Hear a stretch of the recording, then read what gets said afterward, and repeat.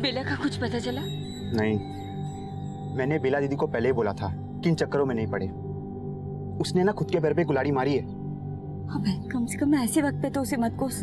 जाना पता करना। कहाँ से पता करूं? वो ना हमारी सुनती है ना जीजा जी की। वो अपनी मर्जी की मालिक है। अब उसके चक्करों में पड़ के मुझे अपना वक्त बर्बाद नहीं करना।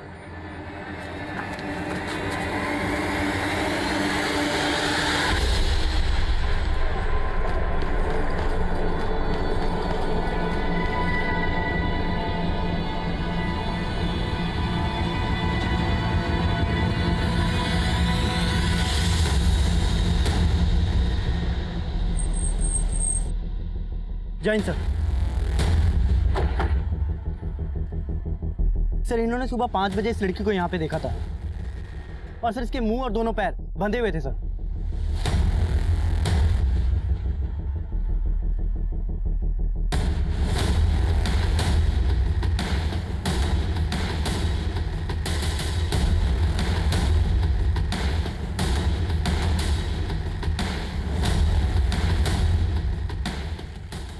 लड़की इस रास्ते से खुद को खींचते हुए वहां लेकर गई।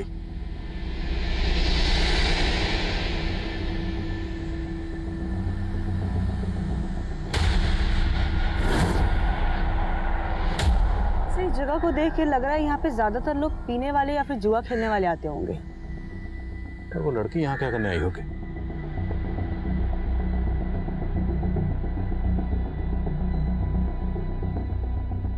यहाँ से आगे ड्रैगिंग मार्क्स नहीं है। ऐसा हो सकता हो लड़की को गाड़ी में यहाँ पे लाया गया हो, उसके बाद रेप करने के बाद यहीं छोड़ दिया गया होगा। यहाँ आने जाने वाले सभी रास्तों के सीसीटीवी चेक करो। हो सकता है किसी में वो गाड़ी कैप्चर हुई हो। और जितने भी लोग यहाँ पे शराब पीने या जुआ खेलने आते हैं सबको राउंड ऑफ करो। Right sir. सर लड़की की कंडीशन बहुत ही ज्यादा क्रिटिकल है। उसके साथ गैंग रेप हुआ है सर। सिर्फ गैंग रेप ही नहीं बल्कि बहुत ब्रूटली उसको टॉर्चर भी किया गया है। उसकी बॉडी पर जगह जगह उसको ब्लेड से काटा गया है और उसी घाव पर लाल मिर्च का पाउडर डालकर उसको तड़पाया गया है। उसकी बॉडी को सिगरेट बट से जगह जगह जलाया गया है, यहाँ तक कि प्राइवेट पार्ट को भी। सर ऐसी जख्मी हालत में बार बार उसके साथ बलात्कार हुआ है। उसकी बॉडी पर सिरिंज के मार्क्स मिले हैं और उस सिरिंज के थ्रू उसकी बॉडी में ड्रग्स इंजेक्ट किए गए हैं। सर ये सब सुनकर तो लग रहा है कि क्रिमिनल्स की लड़की के साथ कोई गहरी दुश्मनी रही होगी और इसी वजह से उसे इतना ब्रूटली टॉर्चर किया गया। लेकिन फिर भी लड़की की हिम्मत तो देखो। इस लड़की के साथ इतना कुछ हुआ, इसके बावजूद वो लड़की खुद को तकरीबन 40 मीटर तक ड्रैग करके हाईवे तक पहुंची। Sir 40 metres, that means sir लड़की बहुत स्ट्रांग और ब्रेव रही है। और सर उसकी विल पावर इतनी ज़्यादा स्ट्रांग है कि वहाँ से यहाँ तक आने के बाद भी उसने दम नहीं तोड़ा। अभी लड़की की हालत कैसी है? सॉरी टू से सर, मगर वो बच जाए तो ये बहुत बड़ा मिरेकल होगा। फिलहाल तो वो कोमा में है sir. Let's hope for the best. Thank you.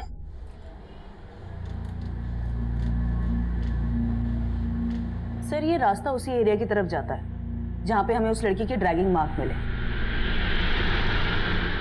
और ये एसयूवी का नंबर अंधेरे की वजह से नजर नहीं आ रहा है। But sir I am sure इसी एसयूवी से उस लड़की को यहाँ पे डंप किया गया होगा, क्योंकि 2 मिनट बाद ये एसयूवी इसी एरिया से निकलती हुई दिखाई दे रही है। अगर ये एसयूवी इस लड़की को डंप करने के लिए यूज हुई है तो शायद क्रिमिनल को लगा होगा कि लड़की मर गई, इसलिए वो इसको फेंक कर चले गए। क्योंकि इतना टॉर्चर करने के बाद वो इसे जिंदा रखने का रिस्क तो नहीं लेंगे। इस एसयूवी का ट्रेल फॉलो करो।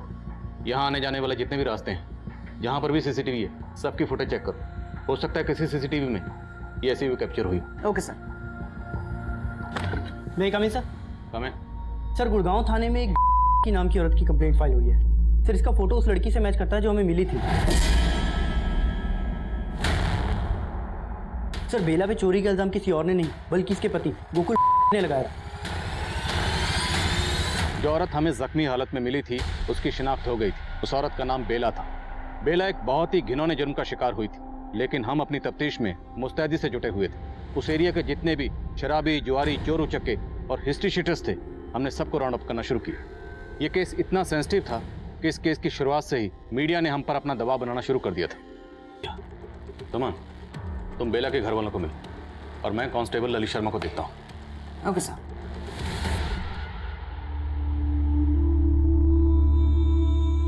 पापा ये सब क्या लगाया है माँ को? माँ बोलेगी कैसे?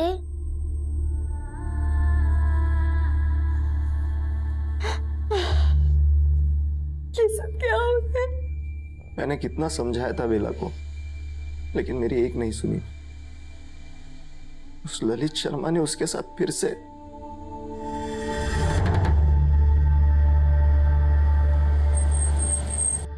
सर जी, मैं जानता हूँ आप क्या सोच रहे हो। ये सर, मैं साफ कर देता हूँ कि जो कुछ भी बेला के साथ हुआ ना, इससे मेरा कोई लेना देना नहीं है। लेकिन बेला ने तुम पर रेप का इल्जाम लगाया था। सर, झूठा आरोप लगाया था और इस मामले में सीबीआई मुझे पहले क्लीन चिट दे चुकी है। लेकिन ये तो सच है ना कि बेला तुम्हारे घर में काम करती थी? हाँ सर, सच है, वो काम करती थी। तो एक मामूली सी काम करने वाली औरत तुम जैसे पुलिस वाले पर रेप का झूठा इल्जाम क्यों लगाएगी? सर, वो मेरी माँ का बदला मुझसे ले रही थी। किस बात का बदला? सर जी, मैं यहाँ अकेला रहता था और जब मेरी माँ मेरे साथ रहने के लिए गाँव से आई तो सर जी, मेरी माँ को मालूम पड़ गया कि बेला दूसरी जात की है।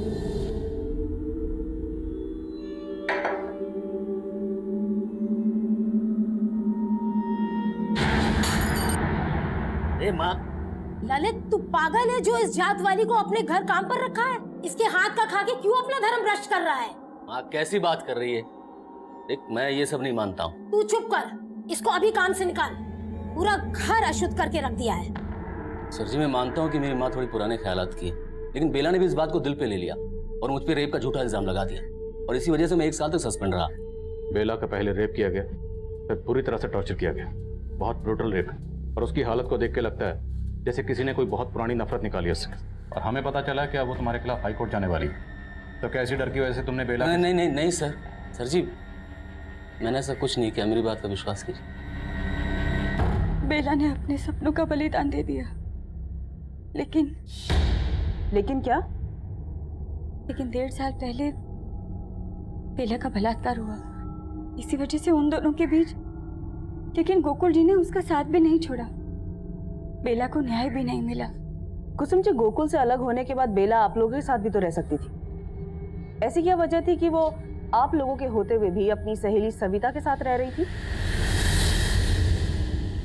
छोटे भाई ने 2 बातें क्या कह दी, वो नाराज हो गई। दीदी, ये इंसाफ की रट लगाने से कुछ नहीं मिलने वाला। अरे गनीमत समझो कि इतना कुछ होने के बावजूद भी जीजा जी ने तेरा साथ दिया और अब तुमसे अलग हो रही है। तो मैं ये कैसे बर्दाश्त कर लूं कि मेरा बलात्कार करने वाला इंसान खुला घूम रहा है? बस करो। अरे इन सब से कुछ हासिल नहीं होने वाला। पहले हमारे खानदान की इतनी बदनामी हो चुकी है और अब तू उनसे अलग होकर यहाँ आ जाएगी तो लोग। तो तुझे लोगों की फिक्र है, अपनी दीदी की नहीं। तुझे परेशानी है ना, तो मैं इस घर में आके नहीं रहूंगी। बेला और गोकुल के बीच में लाली को लेकर झगड़े चल रहे थे। यहाँ बेला के साथ इतना कुछ हो गया और गोकुल उस पर चोरी का इल्जाम लगा रहा था। ये बात जानकर तो मुझे भी बहुत बड़ी हैरानी। जब गोकुल जी से फोन पर बात हुई तब पता चला कि उनको तो यही लगता है कि बेला हमारे साथ रहती है। माँ जी, बेला ने ये अच्छा नहीं किया। वो मेरे घर से पैसे और गहने चुरा कर ले गई है। गोकुल जी, आपको बहुत बड़ी गलतफहमी हुई है। बेला ऐसा कर ही नहीं सकती। अरे उसके सर पे भूत सवार है ना इंसाफ का, और उस चक्कर में वो मेरी सारी कमाई कोर्ट कचहरी में बर्बाद करना चाहती है। लेकिन मुझे मेरा पैसा वापस चाहिए। तभी मुझे पता चला कि बेला गायब है। मैंने बाबू से कहा कि वो जाकर उसे ढूंढे, लेकिन मुझे नहीं पता था कि उसके साथ इतना बुरा हो गया होगा।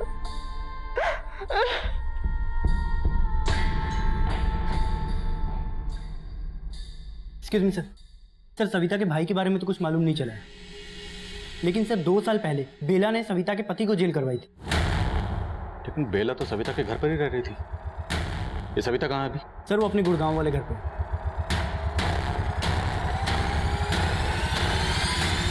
साहब, मेरा पति जगदीश रोज दारू पी के मुझे पीटता था। बेला की वजह से ही मेरा पीछा छूटा उससे। जबान लड़ाती है तू। तेरे को सुनाई नहीं देता? पीछे हट, हाथ नहीं लगाने का। ए, तू होती कौन है मियां बीवी के झगड़े के बीच में बोलने वाली?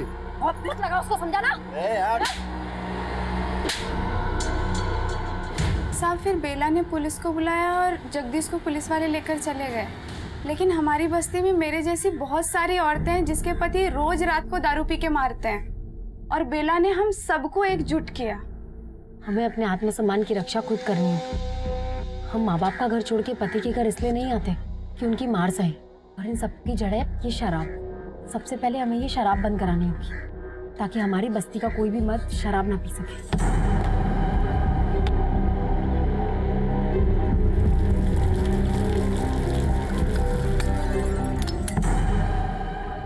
लेकिन उसके पति गोकुल का कहना है कि बेला उसके घर से चोरी करके भागी थी। साहब, जल्द पहुंचना जरूरी है और बेला से जितने भी लोग जुड़े हुए हैं सबके कॉल रिकॉर्ड्स निकलो। मुजरिम किसी से भी कनेक्टेड हो सकते हैं। Okay sir.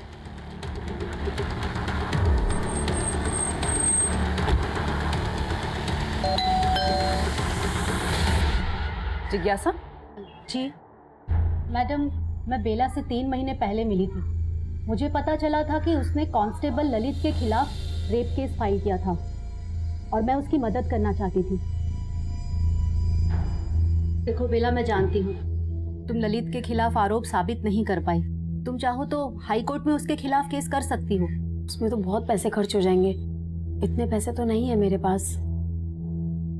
उसकी चिंता तुम मत करो, तुम्हारे केस के खर्चे के लिए मैं अपने एनजीओ में बात कर रही हूँ। तो तुम्हारी एनजीओ ऐसे केस में इंटरेस्ट क्यों ले रही थी जिसमें क्राइम ब्रांच ने भी कांस्टेबल ललित को क्लीन चिट दे दी थी? मैडम, मुझे बेला पर पूरा भरोसा था। इनफैक्ट जब मैं उसकी मदद कर रही थी तो मुझे थ्रेट मिल रहे थे। ओ मैडम, उस बेला की मदद की ना तो तेरी मदद करने वाला कोई नहीं बचेगा। कौन था वो? मैडम, वो हेलमेट में था, लेकिन मैं दावे के साथ कह सकती हूँ कि ललित का भेजा हुआ ही आदमी था। मैडम, ललित ही नहीं, बेला को परेशान करने वाले और लड़के भी हैं। कौन थे वो लड़के? अरे रेप क्वीन, चलती है क्या 500 में 2 घंटा?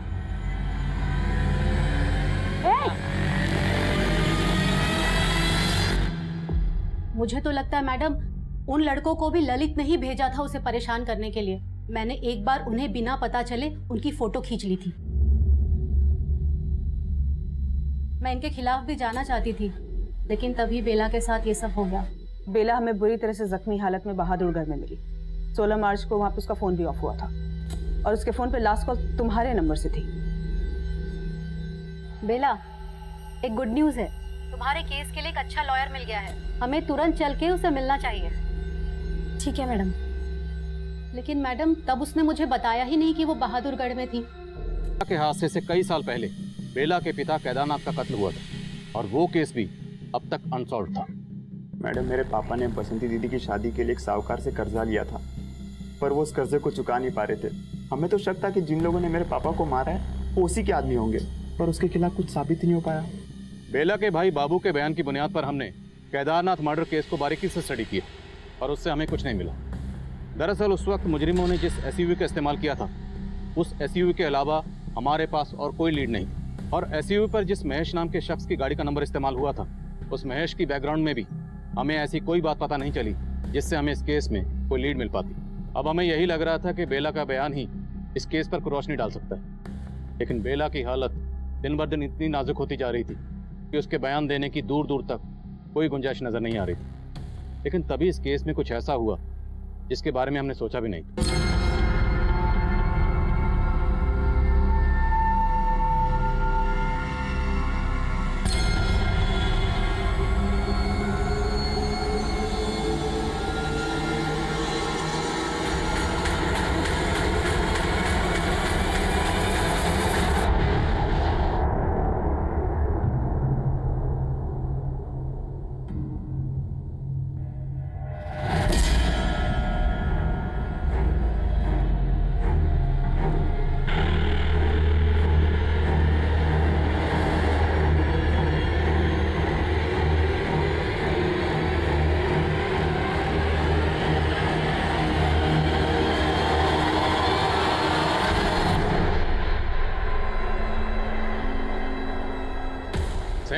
यहाँ बेला की जान जा सकती थी और तुम्हें चाय पीने की पड़ी थी।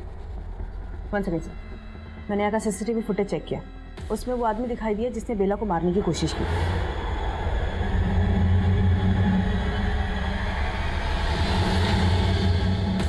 सर, ये लड़का, इसने वार्ड बॉय के कपड़े जरूर पहने हैं, लेकिन ये हमारे यहाँ काम नहीं करता। पॉज करोगे? आप लोग जानते हैं सर, शायद कहीं देखा हो। नहीं साहब, हम नहीं जानते इसको। ये जो भी है पक्का उन क्रिमिनल से कनेक्टेड है जिन्होंने बेला का गैंग रेप किया। वो लोग नहीं चाहते कि बेला रिकवर करे और उनके खिलाफ बयान दे, इसलिए बेला को मारने की कोशिश की गई। सर, वो आदमी हॉस्पिटल के बाहर के सीसीटीवी फुटेज में भी दिखा है। उस फुटेज में भी वो हॉस्पिटल की तरफ पैदल ही आता हुआ दिखाई दे रहा है। पक्का वो यहाँ किसी व्हीकल पर आया होगा। हॉस्पिटल के आसपास पता करो और ध्यान रहे, मीडिया को इस बात की भनक बिल्कुल नहीं लगनी चाहिए कि बेला पर अटैक हुआ और वो बच गई। इससे क्रिमिनल अलर्ट हो जाएंगे। उन्हें वही लगने दो, वो जो करना चाहते थे उन्होंने कर ली। और ये भी चेक करो कि इस आदमी का कोई क्रिमिनल रिकॉर्ड है या नहीं। Okay sir. पराग भैया, काम हो गया? एकदम हो गया। बेला की बला दूर, रात का बुलेटिन देख लेना। पार्टी तो फिर बनती है, हैं? रेप करेंगे हम और सजा भुगतेगा वो ललित। ते बुला ले रहे अपनी सबिया को, आज फिर से अपनी रात रंगीन मनाएंगे और फिर गायब हो जाएंगे। ठीक है भैया। हाँ समय सर, एक ऑटो वाले ने उस आदमी को आइडेंटिफाई किया है। सर, इस ऑटो वाले ने बताया कि इसने उसे हॉस्पिटल से उठाया था और बहादुरगढ़ रोहतक रोड पे छोड़ा था। तुरंत वहाँ जाओ, वो आदमी वहीं कहीं हो सकता है। Okay sir. सर, समय जिज्ञासा से मिली, उससे बात करके एक हिंट मिली है। कैसा हिंट?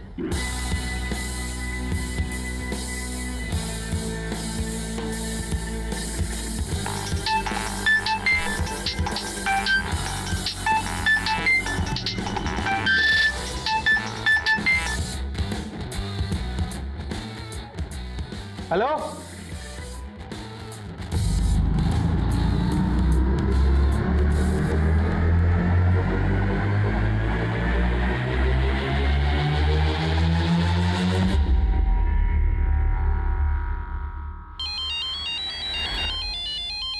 हाँ बोल। ओके राजेश, आगे से राइट लो, क्विक।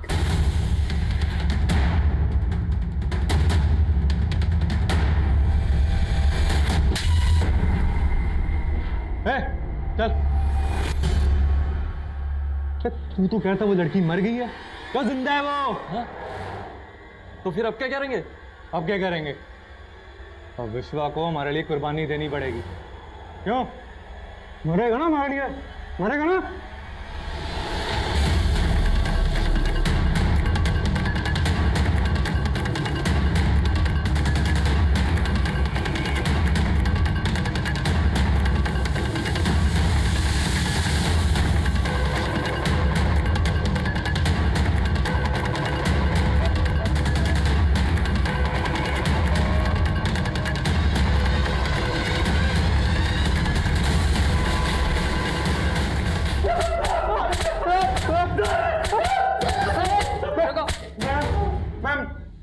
मैडम, ये विश्व हमारा दोस्त जरूर है, लेकिन हमने उस आदमी ने उसे लाइफ थ्रेट दिया था, वो हेलमेट में था।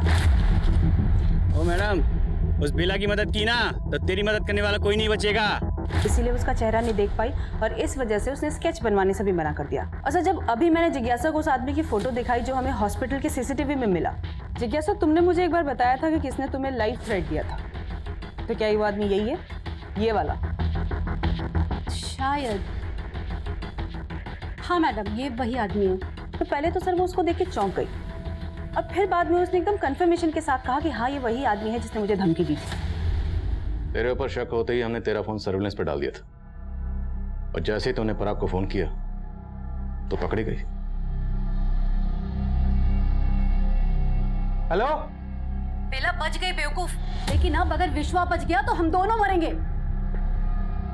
तू तो बोल रही थी कि तू बेला की मदद कर रही थी, तूने ही बेला के साथ ये सब किया? हाँ, मैंने ही बेला के साथ ये सब करवाया और मैं कोई उसकी मदद करने के लिए उससे नहीं मिली थी। मैं तो उसकी मजबूरी से अपना फायदा उठाना चाहती थी। देखो बेला, मैं जानती हूँ ललित पर तुम आरोप साबित नहीं कर पाई। तुम चाहो तो हाई कोर्ट में उसके खिलाफ केस कर सकती हो। लेकिन मैडम, हाई कोर्ट, उसमें तो बहुत पैसे खर्च हो जाएंगे। इतने पैसे तो नहीं है मेरे पास। तुम्हारे केस के खर्चे के लिए मैं अपने एनजीओ में बात कर रही हूँ। वो इस केस का 70% खर्चा उठा लेंगे, लेकिन बाकी पैसों का इंतज़ाम तुम्हें खुद करना होगा। वो मुझे 65,000 पहले ही दे चुकी थी, लेकिन मैंने उसके लिए कुछ नहीं किया, बल्कि मैं उससे और पैसे मांग रही थी और वो मुझे पैसे देने के लिए तैयार भी हो गई थी, लेकर आ रही थी पैसे। लेकिन तभी अचानक उसके तेवर बदल गए। मैडम, आप पहले ही मुझसे 65,000 रुपये ले चुकी हैं, अभी आप 40,000 रुपये और मांग रही हैं। लेकिन आपने अभी तक मुझे उस वकील से नहीं मिलवाया जो मेरा केस लड़ने वाला है। अरे मिलवा दूंगी, थोड़ा सब्र कर। नहीं, मुझे अब और सब्र नहीं करना। आप मेरे 65,000 रुपये वापस कर दीजिए। अच्छा, नहीं दूंगी तेरे पैसे। क्या करेगी? मैं तो जानती थी तू मदद करने के बहाने ना सबसे पैसे लूटती है। हाँ, मैं यही करती हूँ। जो भी तूने अभी कुछ कबूला है ना, वो सब इस वीडियो में रिकॉर्ड कर लिया मैंने उसे यही लगने दिया कि मैं उससे डर गई हूँ और पैसे देने के लिए अगले दिन बहादुरगढ़ बुला लिया। पराग का फार्म हाउस है वहाँ। पराग हमारे एनजीओ के ट्रस्टी का बेटा है और उसकी सारी अय्याशियों के बारे में मुझे सब कुछ पता है, इसलिए वो मेरे लिए कुछ भी करने के लिए तैयार था। सामने सनसनवाल फार्म हाउस है, तुम वहीं आ जाओ, तुम्हारे पैसे मिल जाएंगे। ठीक है, मैं आती हूँ।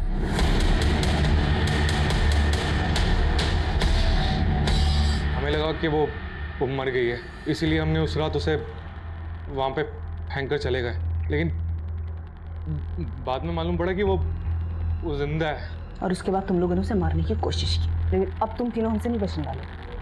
उठो इसे। खुद एक औरत होते हुए दूसरी औरत को जहन्नम में धकेल दिया, सिर्फ इसलिए क्योंकि वो तुमसे अपना हक मांग रही थी, और ये सब करके तुम उसे उसकी औकात दिखाना चाहती थी। तुझे तेरी औकात हम दिखाएंगे इस जेल में।